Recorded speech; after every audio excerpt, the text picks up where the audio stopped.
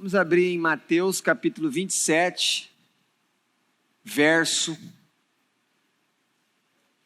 33.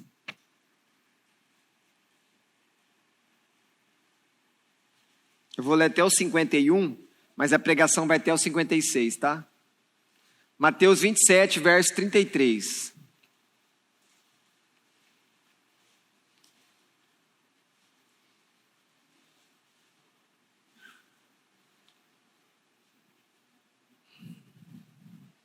Vai no meio da Bíblia não, né? No meio da Bíblia vai estar Salmos. Vai numas páginas brancas, que é o intervalo da revelação de Deus, aí você chega em Mateus. 27 quarteirões, que é 27 capítulos, na casa 33. Endereço. É isso, Marco? Achamos Mateus 27, 33? Diz assim a palavra de Deus.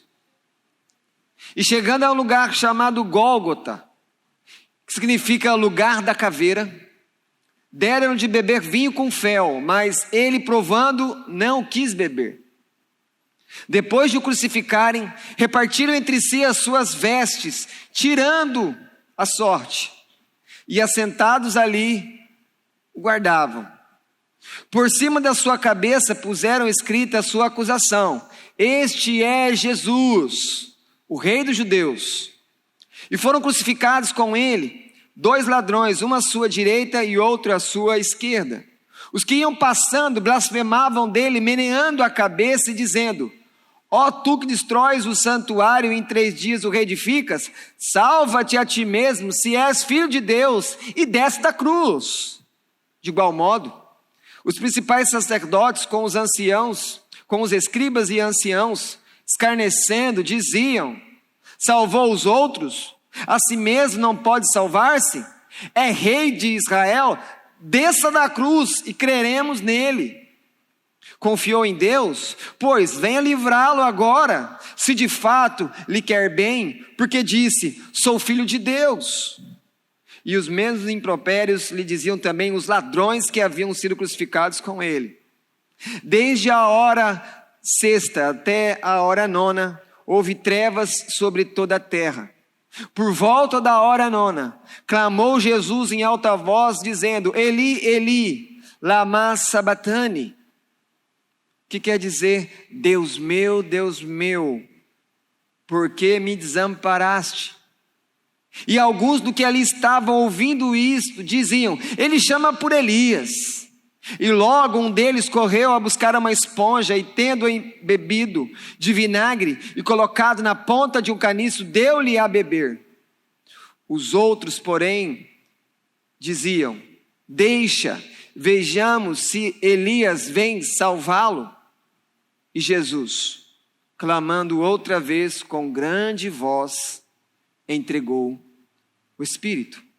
Eis que o véu do santuário se rasgou em 2 partes, de alto a baixo, tremeu a terra, fenderam-se as rochas. Amém. Senhor, em nome de Jesus, venha a nós, venha ao nosso coração e escreva, como diz a tua palavra, inscreve no nosso coração mais uma vez a tua palavra, e que teu Espírito nos convença de toda a verdade, e que sejamos levados, Senhor, a colocar totalmente a nossa vida com fé na tua palavra. É a nossa oração em nome de Cristo. Amém. Jerusalém. Essa cena toda acontece no Monte de Jerusalém. E nós podemos dizer, sem medo de errar, com toda a convicção, que aquilo que nós lemos nessa noite é o auge da história de Deus com o seu povo, e não apenas da história de Deus com o seu povo, mas na história de Deus com toda a humanidade, com todo mundo. Aqui está o ápice de tudo. É aqui que tudo é decidido. É aqui que todo o futuro é lançado. Seja para a salvação daqueles que creem, seja para a condenação eterna para aqueles que permanecem na incredulidade dos seus corações duros. E quem nós temos aqui nessa cena? Nós temos os militares romanos que cuidavam daquela região ali, que tinha Pôncio Pilatos como responsável. Nós tínhamos 2 salteadores, que a Escritura chama de ladrões. Mas nós também tínhamos toda a liderança religiosa e civil de Israel. Quando fala o texto, os sacerdotes, os escribas e os anciãos. Mas, quando nós olhamos o verso 55 e 56 que nós não lemos, diz ali que existiam muitas mulheres, aquelas mulheres que andavam servindo Jesus, elas estavam ali olhando para a cruz, olhando para a agonia, para todo o sofrimento do Filho de Deus. Mas também estava ali João, o apóstolo amado. Mas não apenas essas pessoas.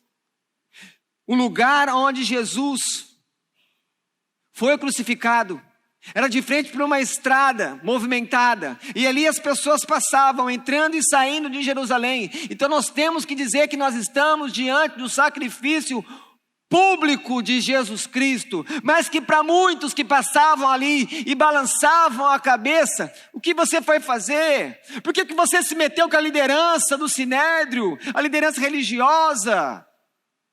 Era apenas mais uma execução de alguém que tinha feito algo errado. Mas o modo como cada pessoa olha para a cruz mostra quem ela é, naquilo que ela acredita, e também determina o seu futuro após a morte. E eu vou repetir: a maneira como cada um de nós, hoje, nessa noite, olhamos para a cruz, mostra quem você é, no que você acredita e qual será o seu futuro no primeiro segundo após a sua morte.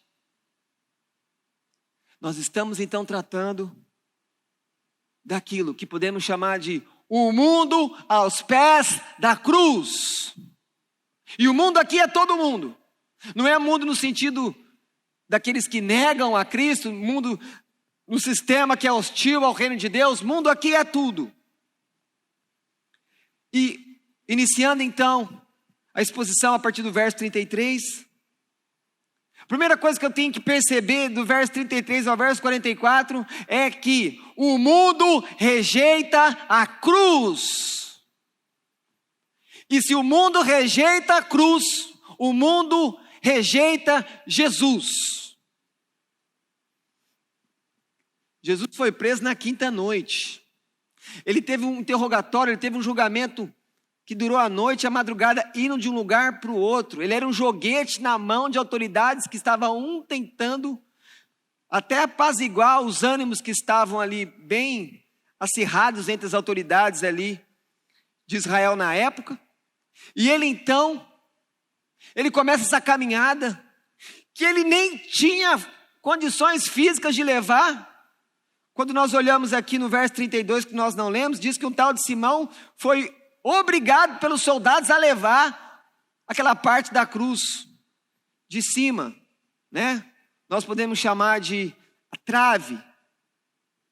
E ele chega então ao seu lugar onde ele vai ser executado, o lugar onde ele vai ser deitado sobre a cruz. E ali ele vai ser crucificado, nesse lugar chamado Gólgota, que tinha esse nome porque era um monte em forma de crânio. E Jesus chega ali cansado, exaurido. Ele já tinha sido chicoteado. E o chicote que usavam naquele tempo tinha pedaços de ferros e pedaços de ossos. E os soldados, eles calculavam exatamente a distância para que quando eles chegassem com a ponta do chicote na pele daquele condenado que iria para a cruz, quando ele puxava, ele tirava junto um pedaço da carne daquele homem que tinha que sofrer, porque assim mandava a autoridade romana. E não era um chicoteando, muitas vezes era um de um lado e um do outro. Então Jesus já chega ali com o corpo dilacerado, com o corpo sangrando, machucado, roxo. Mas de maneira nenhuma, nada do que esse chicote fez com ele foi capaz de abalar a convicção, a resolução da missão que ele tinha. Eu vim para esse momento e eu vou passar por tudo isso. Tanto é que quando você vê em seguida, no verso 34, que tentaram dar de beber alguma coisa para ele, numa tentativa de anestesiar a dor que ele sofria, ele fala: não, porque eu vou beber totalmente o cálice que o Pai tem para mim, sem anestesia. Eu vou sofrer tudo aquilo que Deus tem para mim, porque eu tenho um propósito. Eu tenho uma igreja para comprar. E eu tenho pecados para pagar. Pecados da minha igreja. É isso que faz Jesus continuar a sua saga, a sua caminhada. Os soldados zombam dele. Eles tiram sorte entre si, está escrito aqui no texto. Me ouve, mas vai lendo também. Eles tiram sortes para ver quem vai ficar com a roupa de Jesus. Porque naquele tempo os soldados eles ficavam com as sandálias, com os sapatos, com todos os pertences que quem fosse condenado. Aqueles soldados ali que estavam de serviço, eles ficavam com esses bens para eles. Era o espólio. E então, quando alguém passava naquela estrada, ou aquelas pessoas que estavam ali, ou então toda a liderança de Israel, quando olhava para a cruz, ele olhava a inscrição. Aquela inscrição que o próprio Pôncio Pilatos, mesmo que a sua esposa Cláudia tivesse falado para ele antes: não se mete com esse homem, porque ele é inocente, conforme ela foi avisada em sonho. Mas Pilatos, ele é pressionado pelas autoridades judaicas, que eles querem matar Jesus. E eles não vão desistir, eles apertam Pilatos, até que sai então essa frase: este é Jesus, rei dos judeus. Ele dita isso para um secretário, e isso é escrito, provavelmente no pedaço de madeira, e isso é colocado lá em cima, para que as pessoas pudessem olhar quem é o criminoso, de onde ele veio e qual é o seu crime. E essa identificação é escrita em 3 línguas: no latim, no hebraico e no grego. No latim, porque era a língua oficial do Império Romano, que tinha domínio sobre tudo naquela época, no mundo. E também, pensando do ponto de vista que ali é uma execução de um processo, era a língua oficial daquele processo criminal que culmina na condenação de Jesus de Nazaré. E então também em hebraico, que é a língua dos acusadores de Jesus Cristo, que querem a morte dele, porque Jesus era uma ameaça ao seu sistema religioso, que lucrava muito a eles, além de dinheiro, status e poder, como acontece hoje em dia. E em terceiro lugar, no grego, para que todas as pessoas que estivessem passando ali, sendo o grego o idioma universal da época, do ponto de vista cultural, pudessem ler e saber por que aquele homem estava ali. Quando nós pensamos então que Jesus está sendo rejeitado ali por todos, rejeitado pelo mundo, nós podemos, olhando esses primeiros versos até o verso 44, pensar em 3 acusações principais que eles faziam a Jesus. Primeiro, ele falou que vai destruir o templo. Segundo, ele diz que é rei dos judeus. Terceiro, ele falou que é filho de Deus. Quando ele fala filho de Deus, no momento do julgamento, o sumo sacerdote rasga as vestes e fala: blasfêmia, não precisa mais de testemunha. Ele é digno de morte, blasfemou, falou que é filho de Deus. Porque eles falam, enquanto Jesus está na cruz, Jesus está ouvindo as seguintes acusações: tu que destróis o santuário e diz que reedifica, desce da cruz. Que ele ouve 2 vezes. 2 vezes Jesus escuta: desça da cruz, desça da cruz. Quando eles falam que ele falou que é rei dos judeus, falar que a pessoa era rei dos judeus era a mesma coisa que dizer, ele é o Messias, ele é ungido de Deus, é aquele que nós estamos esperando ser enviado. Mas essa liderança religiosa e civil de Israel tinha na mente deles que o Messias, o ungido de Deus, seria um líder militar à altura de Davi, da qual o Messias viria, filho de Davi, da qual Jesus Cristo veio. Mas eles não percebiam que a libertação que Deus traria pelo seu servo não era do domínio político, militar, mas da escravidão ao pecado, de libertar das garras de Satanás e do amor ao mundo. E em terceiro lugar, acusação de filho de Deus, eles dizem para Jesus, confiou em Deus, que Deus venha livrar você agora. Olha as palavras terríveis que Jesus teve que escutar ali na cruz. E lembre-se que cada acusação dessa era acompanhada de uma provocação. E o que é mais irônico, que quando eles falam que, olha, ele falou que vai destruir o templo, falou que é rei dos judeus e falou que é filho de Deus, cada acusação que eles fazem, no final, retrata quem é Jesus.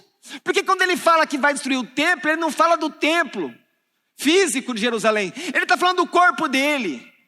E o próprio texto vai dizer depois que ele ressuscitou. E era isso que ele estava querendo dizer, mas as pessoas não entenderam.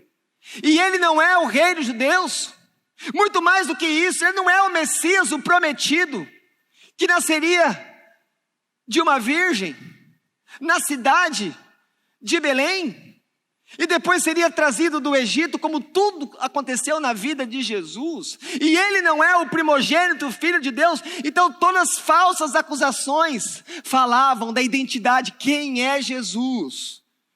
Ele entregou a vida dele e ele ressuscitou. Ele é o rei do povo dele. E ele é filho de Deus. O que nós não podemos deixar passar é que muitas vezes quando eles falam, desce da cruz, nós temos que lembrar que Satanás está por detrás disso. A velha serpente, o diabo, assim como tentou Jesus Cristo, que o próprio Evangelho de Mateus capítulo 4 fala das tentações. Se atira daí que os anjos vão cuidar de você, está escrito, tentando o Senhor. E agora então Satanás, ele vai continuando a sua obra maléfica. Homens totalmente cegos pelo próprio Satanás, para que eles continuem endurecidos. Esses homens viram um milagre, eles viram sinais que Jesus fez, mas mesmo assim, eles continuam embrutecidos, duros, firmes na sua incredulidade contra o Filho de Deus. E é interessante que o mal contagia rapidamente quem está ao seu redor. Cuidado, você fica perto de pessoas que só ficam fazendo coisa errada, pessoas que só falam mal dos outros, isso contamina você. Porque de tantos dois salteadores, um da direita, um da esquerda, crucificados no mesmo lugar com Cristo, ouvirem tantos impropérios, tantas falsas acusações e provocações, o verso 44 diz que eles também começam a fazer a mesma coisa. Ou seja, o mal gera o mal. Mas Jesus está na cruz. E como que ele está na cruz? Muitas vezes quando a gente olha Jesus na cruz, a própria cultura ocidental, ela deu um jeito de deixar a cruz mais polida, de deixar a cruz um pouco mais limpa. Eles querem tirar a rudeza, eles querem tirar a crueldade da cruz. Mas Jesus está exposto na cruz. Provavelmente, não tem como ter certeza disso, mas provavelmente Jesus está nu. Porque era de uma maneira de você expor o criminoso diante de todos. E as mulheres, quando eram crucificadas, elas também crucificadas nuas. Só que com o seu seio, o seu rosto virado para a cruz. Com um pouquinho então de misericórdia pelas mulheres, mas também sem roupa nenhuma. Entende o que é ser humilhado? Você entende o que é Jesus ser humilhado na cruz? E os seus discípulos foram todos embora. Mas aí, nós lembramos da pregação do domingo passado, quando Adão peca, e Deus vem falar com ele, Adão percebe que está nu, e ele então se esconde, e ele fala para Deus que está com medo, e ele tem vergonha, mas será que Cristo aqui, mesmo se ele estiver nu naquela cruz, sendo sacrificado, crucificado, será que ele está com vergonha? A resposta é não, porque o que fez Adão ficar com vergonha foi o pecado, e Jesus nunca pecou, por mais que ele está nessa situação constrangedora, ele não tem do que se envergonhar, porque ele é o santo Filho de Deus, morrendo por nós, a igreja, os pecadores. E ele veio nesse mundo, para esse momento, para passar por tudo isso. E lembre-se, quando você olha para a cruz de Jesus, você tem que lembrar, esse é o ápice da obediência de Cristo ao Pai, é o ponto alto, é o teste final da aprovação dele diante do Pai, é ele ali agonizar na cruz até morrer, mas morrer pelos pecadores, dando a sua vida em resgate de muitos. E aí quando a gente lembra das provocações dos líderes, desce da cruz, desce da cruz. Mas ele veio para salvar pecadores. E se ele veio para salvar pecadores, Jesus não pode salvar a si mesmo na cruz. Ele tem que ficar lá. Ele tem que sofrer. Ele tem que morrer naquela cruz pesada, difícil. Porque senão os pecadores vão continuar nos seus pecados. Porque senão nós não vamos ter acesso a Deus. E nós então chegamos ao verso 45 e acontece um fenômeno que envolve toda a criação. No momento que vem essas trevas, isso acontece ao meio-dia. Lembrando que Jesus Cristo foi crucificado às 9h da manhã. Então ele já está 3 horas na cruz. E agora no verso 45 diz que vem trevas sobre a terra. Que nós podemos dizer então que essas trevas é como se fosse um símbolo, como se fosse a própria criação, gemendo por aquilo que estava acontecendo. O céu testemunha com trevas o horrendo crime que está sendo cometido contra o Filho de Deus. É como se estivesse começando um luto pela morte que se aproximava de Jesus. E então, em toda a terra, há trevas por 3 horas. E a escuridão nos faz pensar no julgamento divino que vem sobre Jesus na cruz. Porque muitas vezes a gente não lembra, mas ele se fez pecado para que sobre ele viesse a condenação, a ira de Deus, que era minha. Eu merecia a ira de Deus, ainda mereço. Você merecia a ira de Deus total. Mas é por isso que ele não desce. É por isso que ele fica. Ele fica para ele sofrer no nosso lugar. Por isso que a morte de Jesus é substitutiva. Ele morre no lugar de alguém. Ele morre por pecadores. Ele morre pela igreja. E quando nós olhamos a história do povo de Deus, não é a primeira vez que vem trevas, antes de vir algo muito importante, depois, que aponta para o próprio sacrifício de Cristo. Se não, lembre-se das 10 pragas no Egito. A 10ª praga é bem conhecida. E a 9ª? E a 9ª praga? Às vezes a gente não lembra de cabeça. A 10ª é a morte de todos os primogênitos. E para que nenhum família de Israel, os hebreus, sofresse com isso, mata-se um cordeiro, pega-se o sangue, passa na verga, para que quando o anjo da morte vier, não entre ali a morte. Não é isso a 10ª praga? Mas qual que é a 9ª? A 9ª é: houve trevas em todo o Egito. Aquela 9ª praga no Egito estava apontando para esse momento, que durante 3 horas a terra ficaria também debaixo de trevas, mostrando que era um momento de juízo de Deus sobre a terra, sobre os incrédulos. Não, porque o juízo sobre a terra e o juízo sobre os incrédulos vai acontecer na segunda volta de Jesus, ainda vai acontecer, mas ali o juízo era sobre Jesus Cristo. Ele estava sobre o juízo de Deus, o Filho.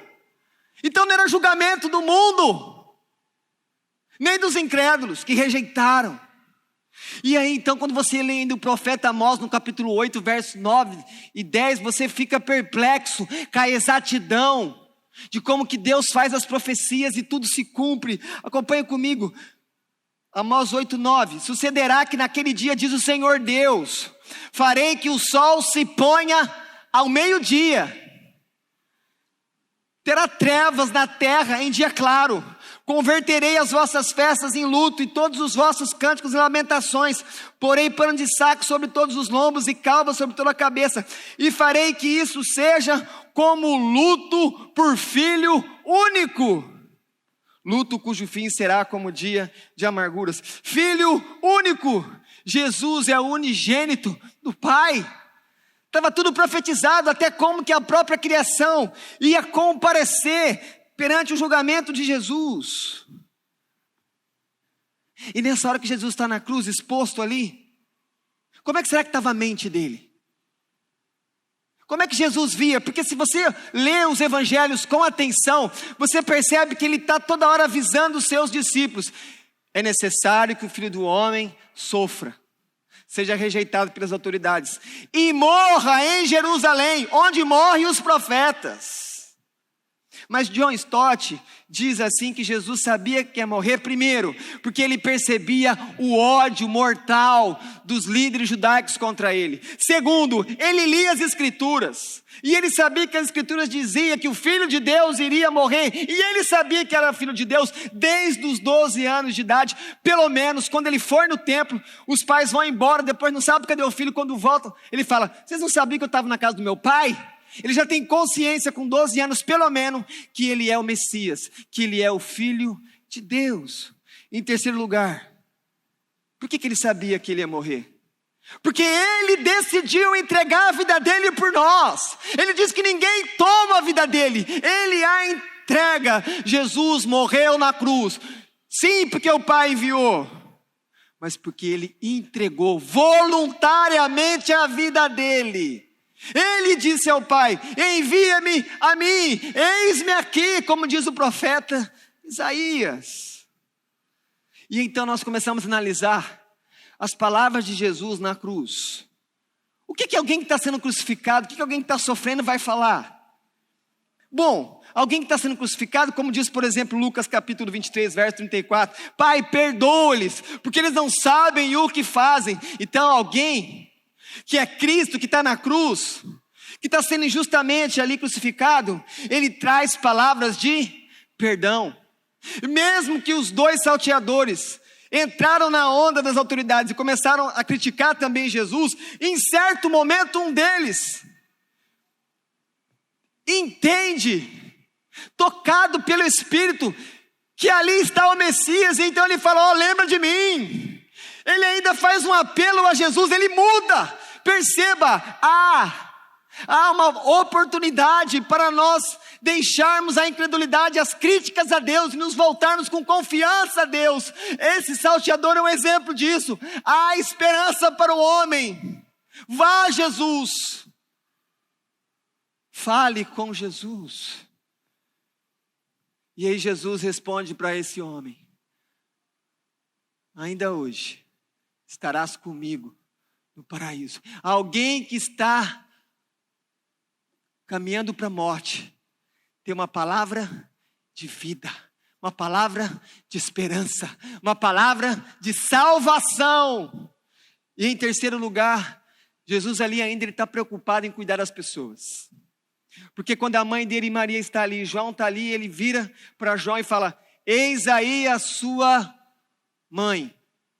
Dizendo: cuida dela, porque eu sou o mais velho. Cuida dela agora. E os meus irmãos ainda não são convertidos. Vão se converter só depois da minha ressurreição. Então, que coisa. No meio do sofrimento, então, ele dá uma lição para mim e para você. Qual o tamanho do seu sofrimento? Qual o tamanho da sua rejeição? A que grau o mundo está hostil a você? Você ainda consegue perdoar as pessoas que fazem mal para você. Você ainda consegue levar palavras de esperança, de vida eterna para as pessoas. E você, mesmo sofrendo muito, você ainda consegue sim fazer algum tipo de cuidado pelas pessoas. Mas isso tudo Jesus falou antes das trevas. Quando chega as trevas, estão por 3 horas nas trevas. Não sai palavras da boca de Jesus. Ele fica em silêncio durante as trevas. Mas, no final desse período de 3 horas, quando acaba então as trevas, vem aquela palavra que nós não conseguimos explicar.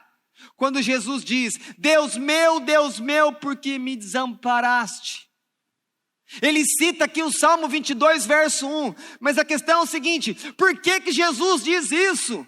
Será que esse mesmo Jesus é aquele de João 17 que fala Pai Santo, Pai Justo, Pai, porque eu estava com o Senhor, com a glória que o Senhor me deu? É o mesmo Jesus? O que está acontecendo que ele fala: Deus meu, por que o Senhor me abandonou? A gente não consegue explicar totalmente isso. Mas uma coisa dá para saber. Aqui, Jesus ficou separado do Pai.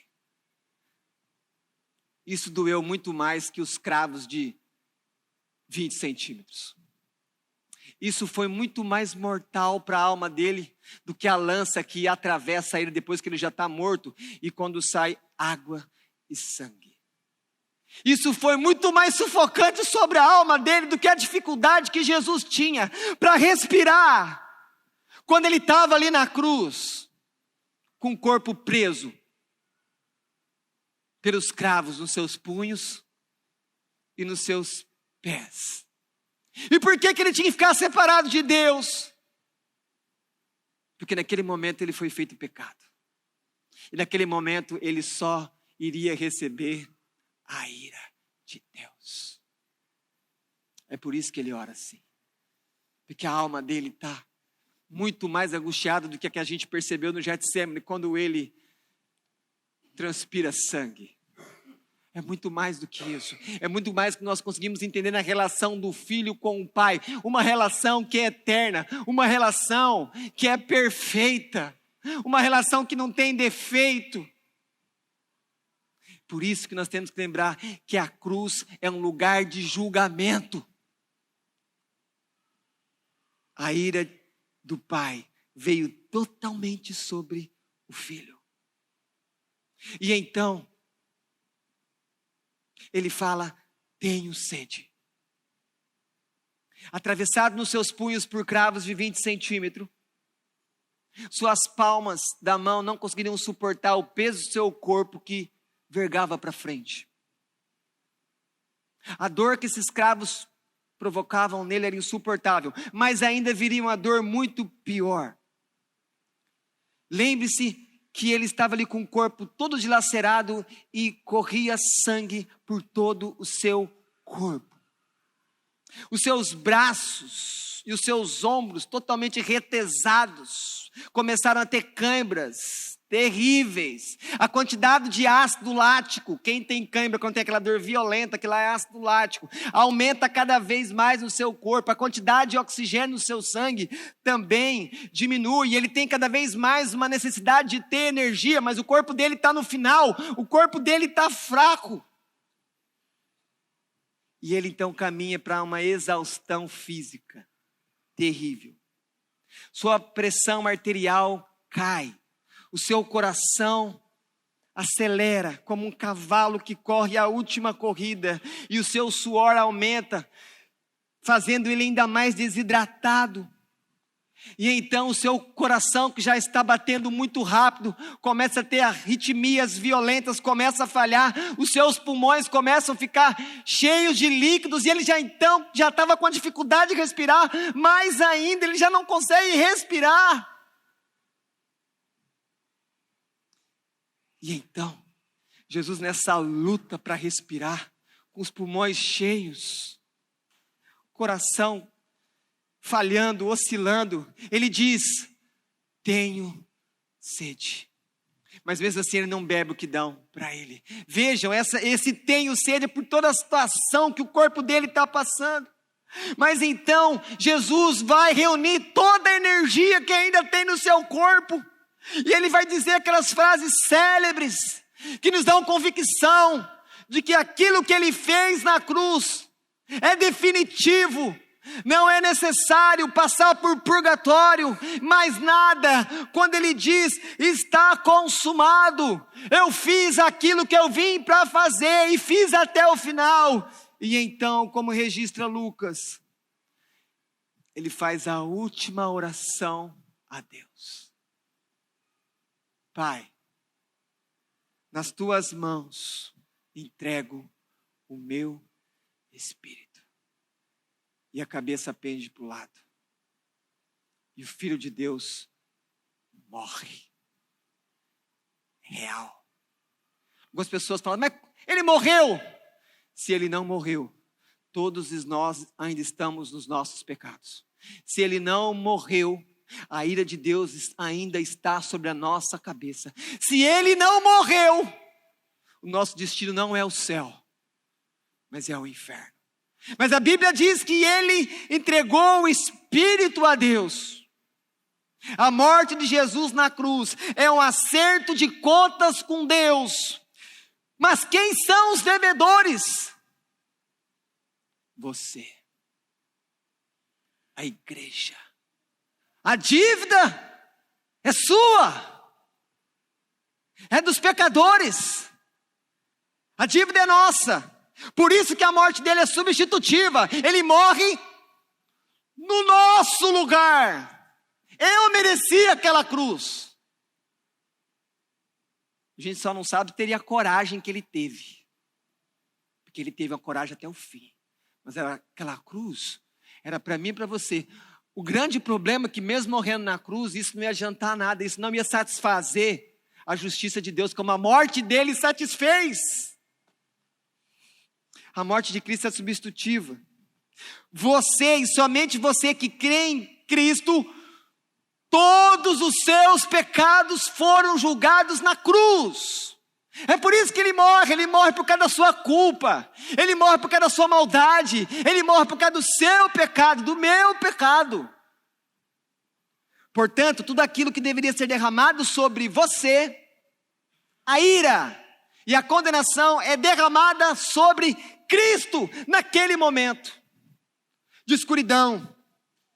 Agora presta atenção. Jesus não substitui aqueles que não crêem nele. Ele não está morrendo ali para aqueles que vão rejeitar ele para sempre, incredulidade, não. Ele morre por Abraão. Ele está morrendo por Adão.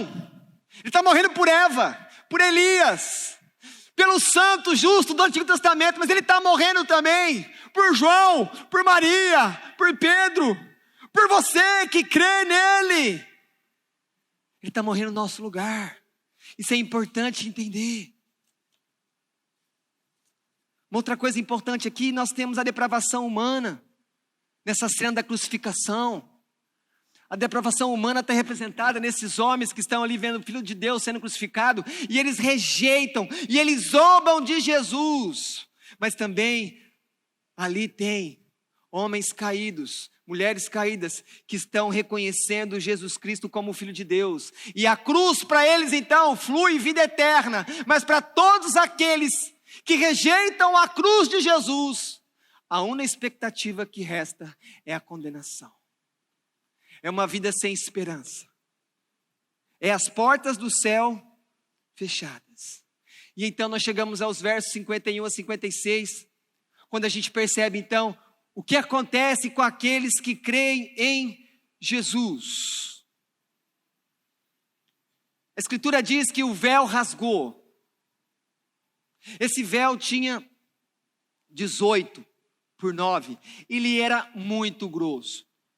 E esse véu vai rasgar, porque ele simboliza que agora a separação entre Deus e o homem foi abolida, porque o corpo de Jesus Cristo foi rasgado na cruz. Então agora essa separação entre Deus e os homens, ela acaba. Agora o homem pode acessar a Deus, porque Jesus Cristo entregou o corpo dele.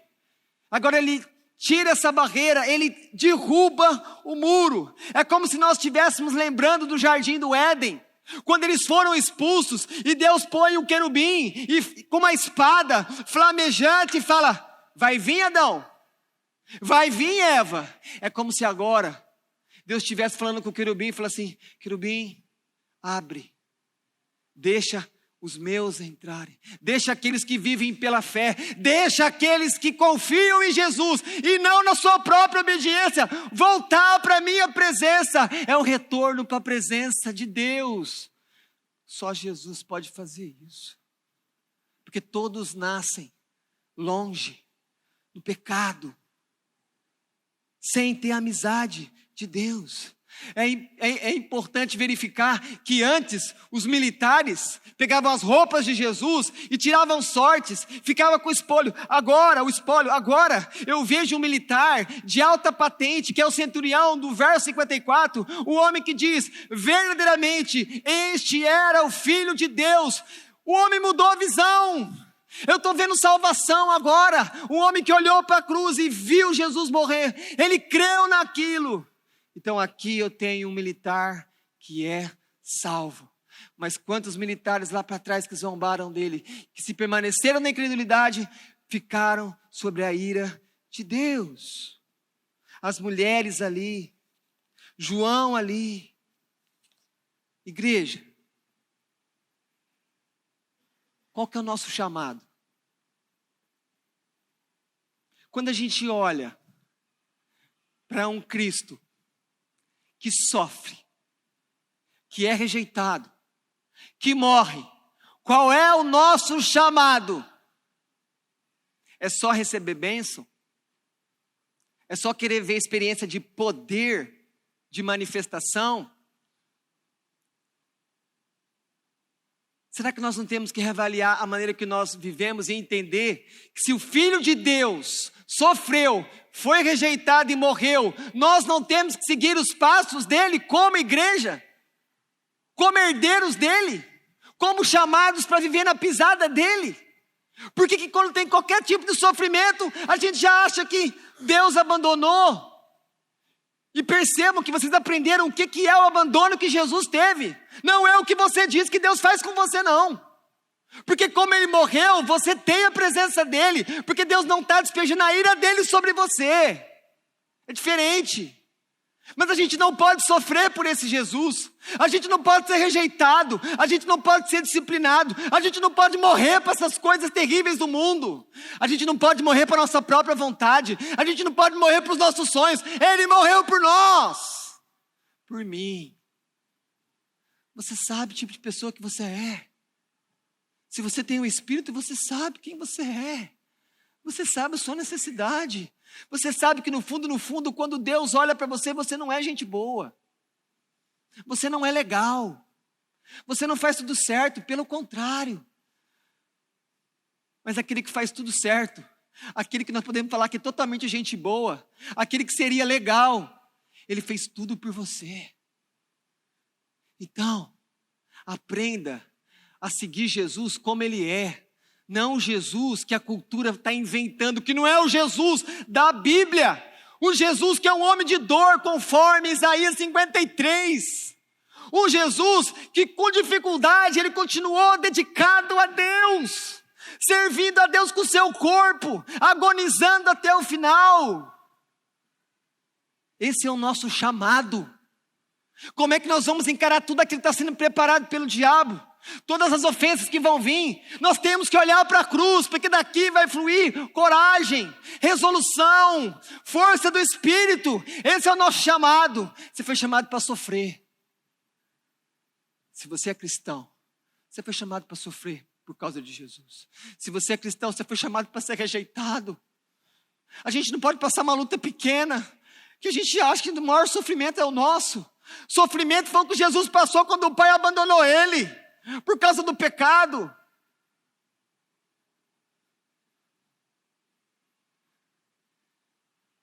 Olha o que Paulo diz. Agora